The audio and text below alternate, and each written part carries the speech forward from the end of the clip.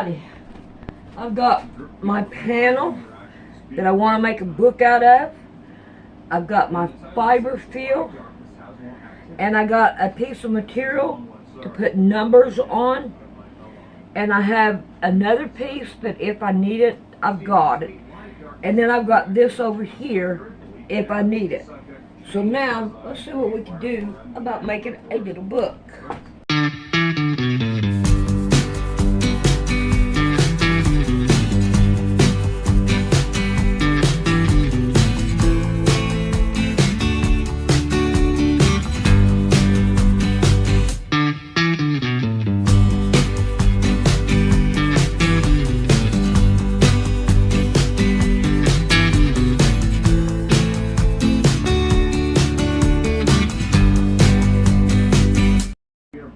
Alrighty, what I want to do is take, and I'm going to lay this out, and then I'm going to lay this on top of it. If we're at war and the enemy has no night vision, then should we send in our troops? No brainer.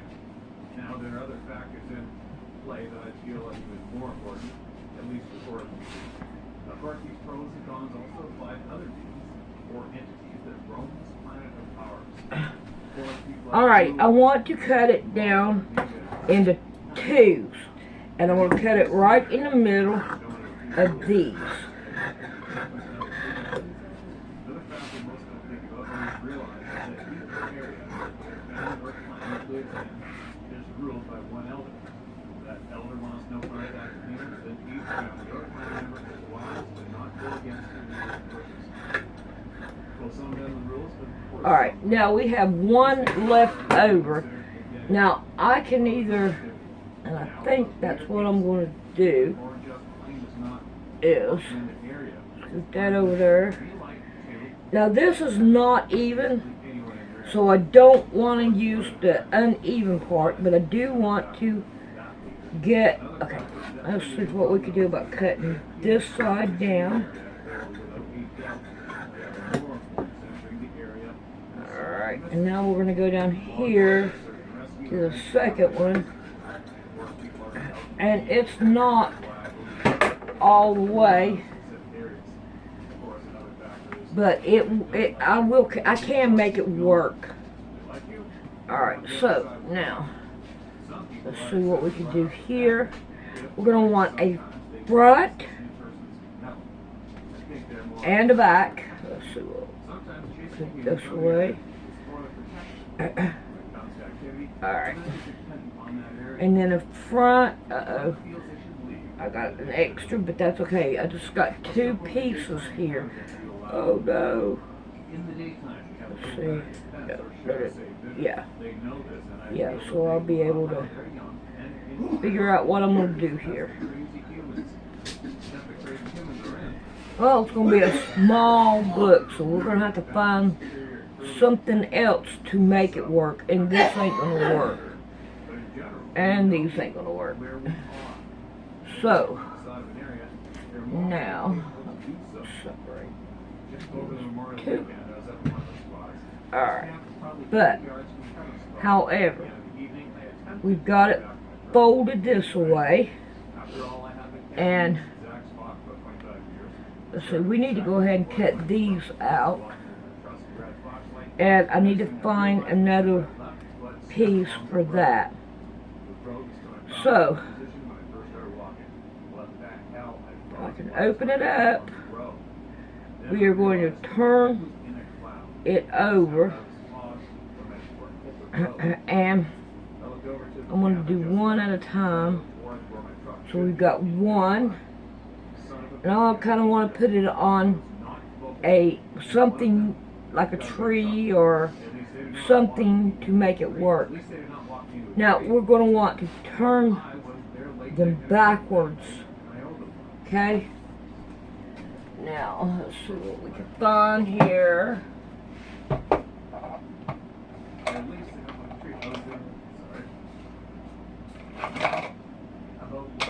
Guess it really don't matter. We have another thing in our favor. We have their trust. So there were just so many things that just didn't make sense. Now, a second pattern appeared before I left the state hospital. So I worked there for 7 years on the front lines at this large psychiatric hospital. The second pattern that showed up that was very strange was that these voices were anti-religious. So I would talk to clients and they would say, hey, when I walk into the church, the voices go nuts. They don't like me being there. I went, well, that's odd. And what kind of hallucination would be anti-religious? What kind of hallucination would stop people from going to church? So I started asking them more and more questions. It turned out there were like 3 categories of this. If the voices were very weak and they went into a church, the voices would disappear. If they were moderate strength, they would get stronger and they would start mocking the preacher and saying he was a bozo, he didn't know what he was talking about. And they were interfering with them listening to the preacher's sermon. Okay? And if the voices were very strong, they would actually drive them out of the church. They would get up and run out. So I talked to scores of these patients, asking them what happened when you went into a church, or what happened when you tried to read the Bible. And one thing that was interesting with the Bible is the voices didn't like them reading the Bible. They would say, oh, this is a bunch of crap. It's ancient stuff. It's ancient history. And if the patient insisted that they wanted to read the Bible, the voices would say, okay, you have to read it from cover to cover. If you're going to read the Bible, you have to read it from cover to cover. So the patient would go, okay, I'll read it from cover to cover. And they'd start reading it, and they'd hit that section where this guy begat that guy, begat this guy, for pages and pages of who begot who over hundreds of years. And then the voices would show back up and go, look at this is garbage. Why are you reading this trash? This is trash. This is stupidity. Stop this. And a lot of them would stop at that point. One guy came in and told me when he recited the 23rd Psalm that the voices reacted like worms thrown on a hot frying pan. And I found that interesting. So anytime one of them told me something like that, I would log it down, and then I would start asking others. I didn't just believe one guy. I would start asking dozens and dozens of others.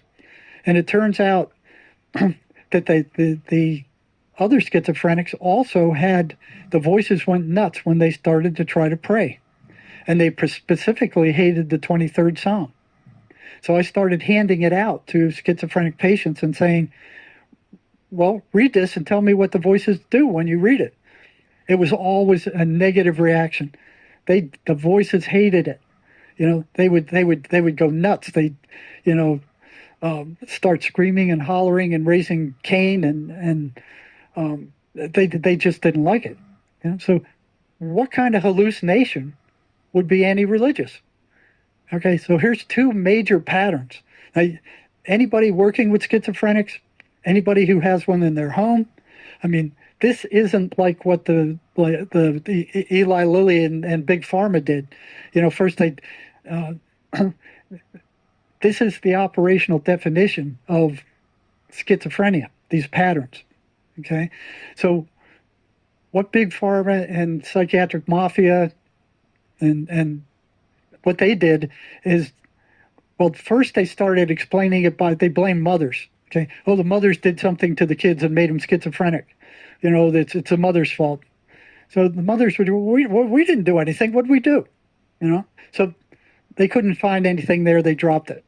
So what they had to do was move it up out of the purview of the public and most doctors and researchers. Kick it up somewhere where people couldn't, debunk it. So the second thing they did is, it's genetics. It's genetics. The schizophrenia is genetic. There's a genetic predisposition. So what they did is kicked it up into that territory. And who's going to investigate that? Psychiatry isn't going to look into that. Guys like me aren't going to look into it. You got to be a geneticist to look into something like that.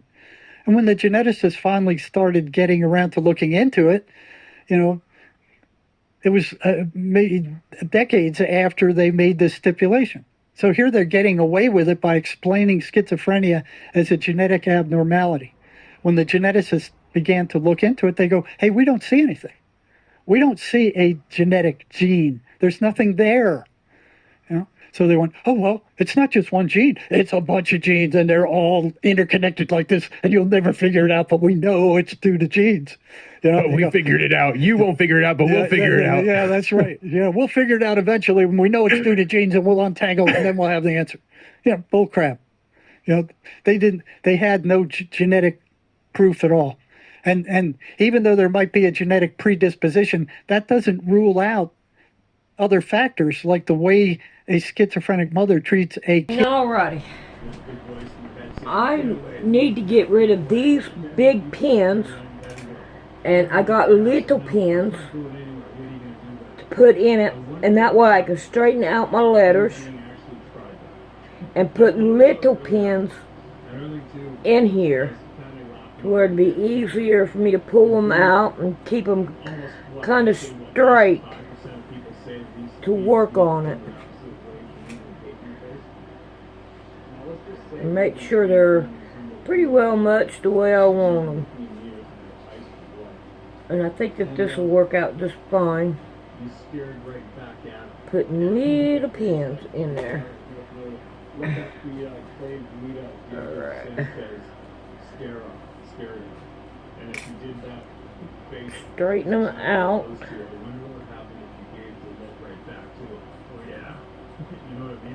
It'll make it a whole lot easier to work with as we sew them down. And all. So I hope this works the way I want it to. But we'll find out as we go. And work on it. Come on, get in there. I think I got one more to go.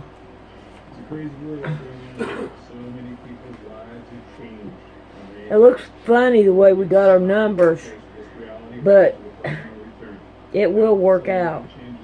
And of course, I am not done with it. We have to put on another one to make the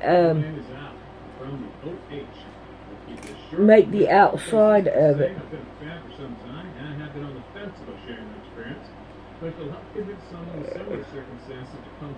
Alright, now I have these done. These will work just fine. Alright, now this is my embroidery thing that I use all the time. I have my extra over here, and if I need one, then I'll write it down. And if I need the color, then I'll go pick up these colors. Other than that, I won't pick them up. I'll wait till I absolutely have to have them. And I took one of these that was the original one, and I cut out a bunch of them. Now when you have these, you want to cut, get me a pair of scissors here.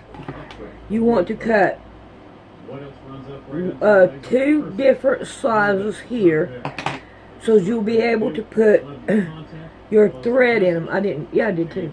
If you look right here, I have my thread in it, so it won't go nowhere. And then when I get done rounding it, I have another one to put in it.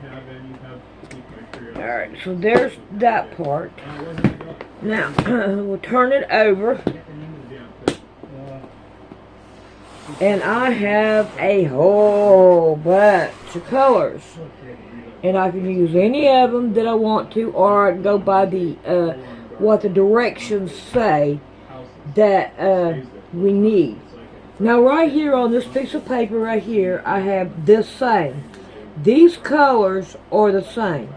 So I put 106, it's going to be the same color as 351. And same with this one right here, 129 is 9.99, which that one's red. Haha. But each one of them has 3 of them. around here so I can get 3 of them. I'm trying. Some of them I haven't used, so it's kind of like I haven't used them. They ain't no need having 3 in there. I have the big bulk on one. I have the where I split them up on another one, and then I have the one with the needle in it.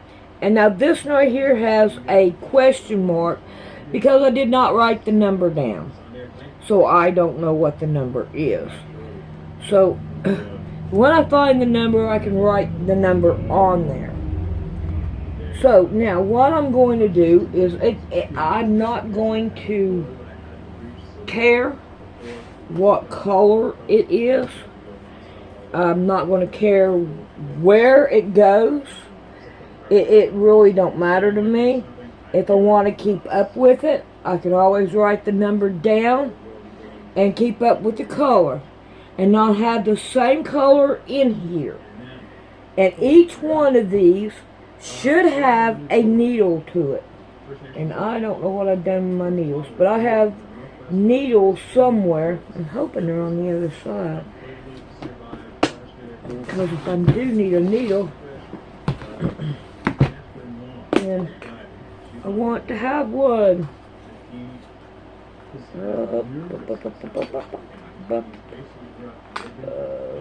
No, I do not see any needles. Oh no.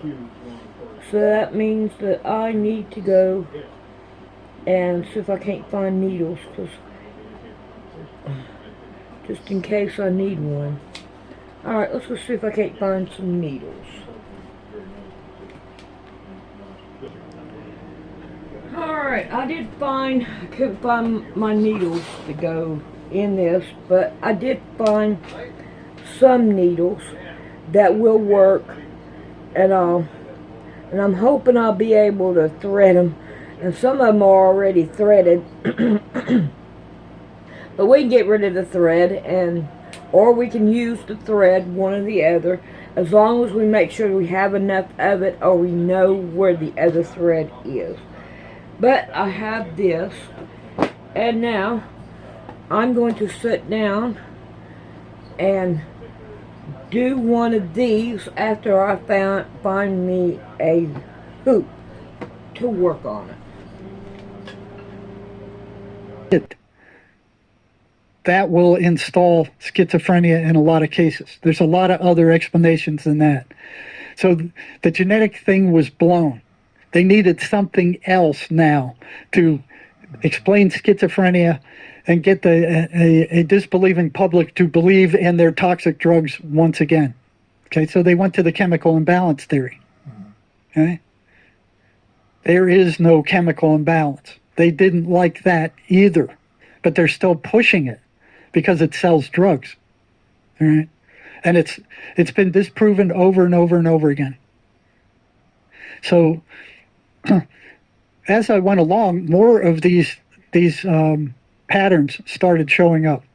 So I really couldn't get down to any serious research until I went to work I got out of the PhD program, moved to Arizona, and have worked for mental health centers and worked for county hospitals. Finally, I took a job with the state prison in the psychology department. You know, it was there that I was really able to do some serious research into what's going on with these voices. Okay, what are they? You know, and I started doubting that they were hallucinations, but I had no explanation for, well, if they're not hallucinations, then what are they? You know, so there were tons of schizophrenics in the prison. What they did is Proposition 13 in California, they felt they were paying too much taxes, property taxes, so they refused. It was a tax rebellion. So the state went, okay, well then we're going to have to shut down the state hospitals. So they did that. They dumped all these guys out on the streets, and now you can see them hanging around the street corners in Los Angeles and San Diego. They're all sleeping on they're homeless. They're sleeping on the ground. They have no money. They can't function. But the state hospitals were closed down, and then they started committing crimes to survive, so they got moved into the state prisons. That whole population went from the state hospital, where it was relatively inexpensive to keep them there. Low-cost housing. These units were not glamorous by any stretch of the imagination. And they move them into a prison setting. Now they're paying a whole lot more money to keep the same guys controlled and confined. You have to pay for security systems. You have to pay for guards. You have to pay for counselors. You have to pay for all this other stuff. The fences, the barbed wire, the electronic stuff. Much more expensive to keep a schizophrenic in a prison than it is in a state hospital. Okay? So the prison started filling up with schizophrenics. And by then I was tired of working with them. I was just burnt out. I mean, it was like I was beating my head against the wall and getting nowhere except these few patterns. And okay, it took me 14 minutes to do what I did in the other video. Sewing it down. I hope it's good and right, because I can't see it that good. I figured I would be able to see it better than I am, but I'm not. I'm not able to see it that good. So I'm going to keep fighting with it and see what I can do about making it work. I can't hardly see it. I probably need to stick with the brighter colors on it, because this color is really too dark. So I probably ought to put brighter colors on here so I can see it a whole lot better. Alright, I hope this chair is a whole lot more comfortable than that step ladder. And as you can tell, I got me a light, and I've got light color, so I hope it works. So hopefully we can get it done. Now I got 2 strings on this one. Now this one right here has 4 strings.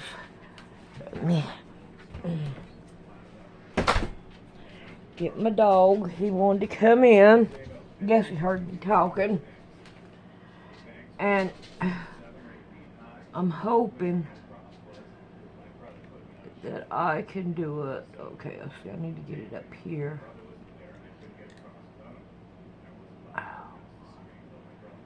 Yeah, I don't know if it's going to help or not. I hope so.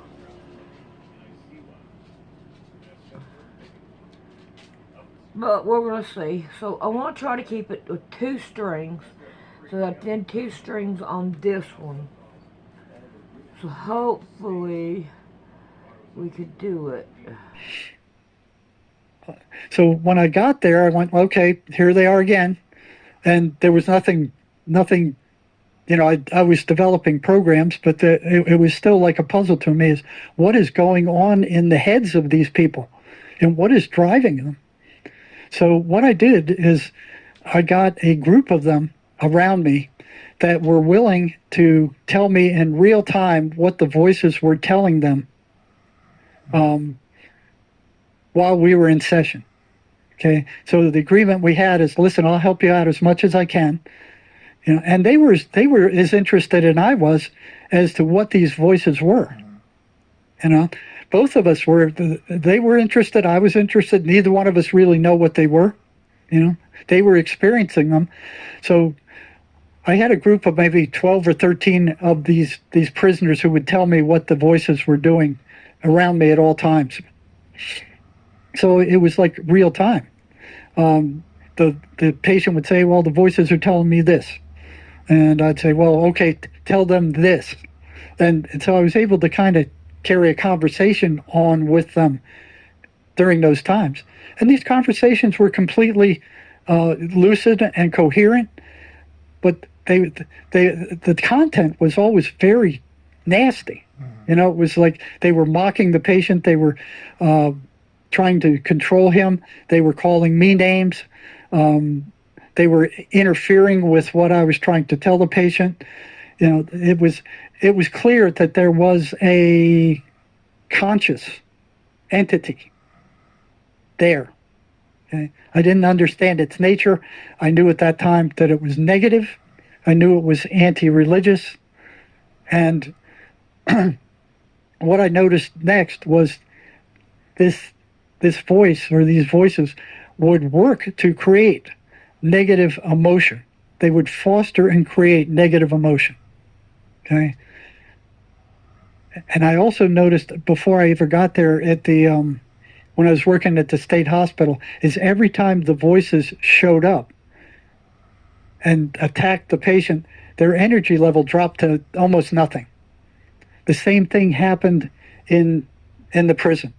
So 2,000 miles away from Georgia, here's the same patterns appearing in schizophrenics in the prison. Okay? The voices were negative, they were anti-religious, and every time they appeared, the patient was devoid of energy. Their energy level dropped to nothing. Okay? So it was like there was a one-to-one correlation between the voices showing up and their energy level dropping. Okay? So I'm like, what's with that?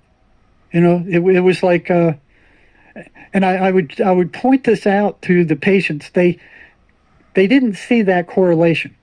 It was strange because a lot of them had been hearing the voices for years. So we're talking maybe tens of thousands of times the voices came and attacked them. And each time they were attacked, their energy level dropped to nothing. And they could sense that, but they couldn't make that link. You know, they couldn't make that correlation. You know? So when I tried to point it up to them, I'd talk to them like, okay, every time the voices come, your energy level, after they leave, your energy level drops to nothing, doesn't it? I go, well, yeah. So, well, what do you think is causing that energy drop? They go, I don't know. I have no idea. You know, I'd say, well, if you stuck your hand in a fire 1,000 times and each time your hand got burned, what would be burning you? They didn't have any trouble with saying, well, it would be the fire. Alrighty, I got one spot right here. It's all messed up. But I think I could do it a whole lot better. I just made that stitch too big and I went back, which I'm not going to worry about it. I'm going to continue it. But yeah, the brighter color and the light does work. Cat, she's on my thread. Oh, you having fun there, Mama Cat? You take up a new spot, didn't you? Well, she made sure she took it over. I guess I'll have to do it later.